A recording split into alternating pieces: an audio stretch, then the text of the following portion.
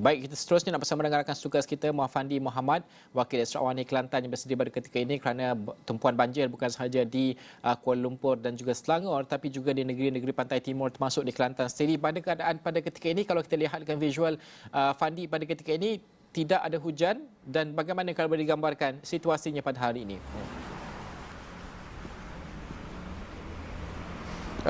Terima kasih Najib. Di Kuala Lumpur, kita tahu situasi di Kuala Lumpur dan juga Selangor pada ketika ini begitu kritikal, di mana situasi tersebut sebenarnya pernah dialami oleh negeri Kelantan pada tahun 2014 sewaktu bah merah ataupun banjir kuning melanda negeri ini yang menyaksikan ribuan penduduk terjejas, ribuan rumah hanyut dan juga bangunan-bangunan kerajaan serta kenderaan tersadai akibat peningkatan air secara mendadak dan juga banjir lumpur yang melanda pada bah kuning 2014 itu.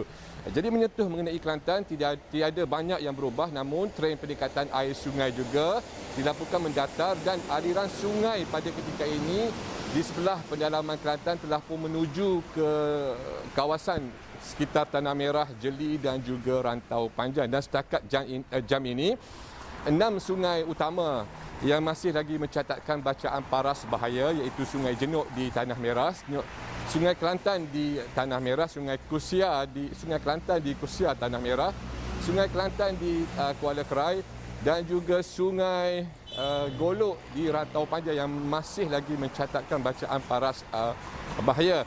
Dan pada ketika ini sejumlah 43 pusat pemindahan sementara telah pun dibuka, di mana sekitar lebih 3,850 orang mangsa banjir membabitkan 384 keluarga ditempatkan di 43 pusat pemindahan sementara.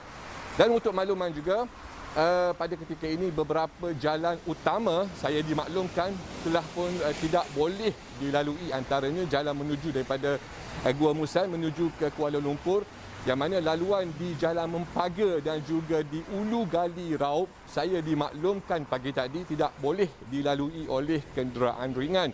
Begitu juga Jalan Dabung, Jalan Jeli ke Dabung di Kampung Reka masih lagi ditutup kepada semua kenderaan kerana jalan tersebut di Kampung Reka itu dinaiki air sedalam 1.5 meter dan jarak yang dinaiki air itu sekitar 300 meter. Dan beberapa jalan lain seperti jalan alternatif, jalan kampung di sebelah Kuala Kerai, Macan dan juga Tanah Merah juga dilaporkan ditutup kepada kenderaan kerana berlakunya limpahan air sungai di kawasan atas jalan tersebut.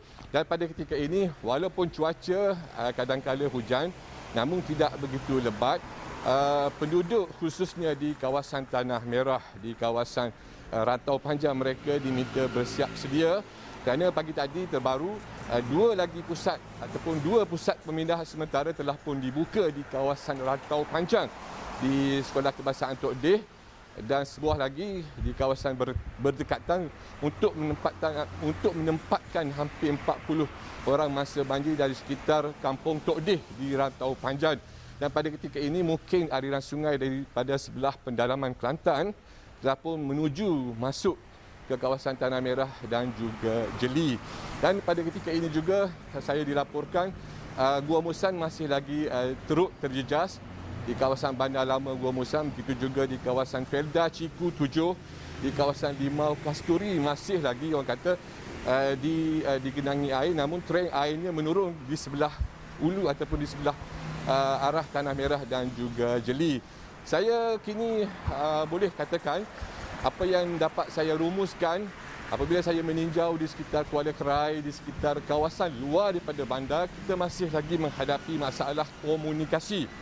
Di mana semalam seharian saya sendiri ingin apabila membuat liputan di Kampung Cenulang dan juga di Kampung Bukit Sirih, Kuala Kerai, untuk akses kepada internet dan juga untuk menghubungi pusat khidmat, untuk menghubungi agensi berkaitan ataupun sesiapa saja ianya agak sukar kerana talian komunikasi yang begitu lemah di kawasan luar daripada bandar Kota Baru. Ini yang seringkali dihadapi, ini yang seringkali cabaran yang terpaksa dihadapi oleh penduduk untuk dalam soal komunikasi, sama ada untuk meminta bantuan untuk mahukan bekalan makanan dan sebagainya. Dan saya kira perkara ini pernah disuarakan oleh penduduk ataupun mangsa banjir sebelum ini, dan janji pihak kuasa untuk menangani masalah ini. Namun seperti biasa, saya sendiri yang mengalaminya begitu sukar untuk kita akses komunikasi dan juga talian liputan internet di kawasan luar bandar. Apabila berlakunya situasi begini, ianya amat lemah talian internet itu, Najib. Okey, itu antara apa yang Fandi kongsikan, realiti dan juga keadaan semasa yang perlu kita fahami untuk kita memahami juga bagaimana aturan bantuan ini akan disampaikan, termasuk negeri-negeri yang terjejas. Setakat ini 8 buah negeri termasuk negeri Kelantan sendiri. Terima kasih Fandi Mohamad. Baik.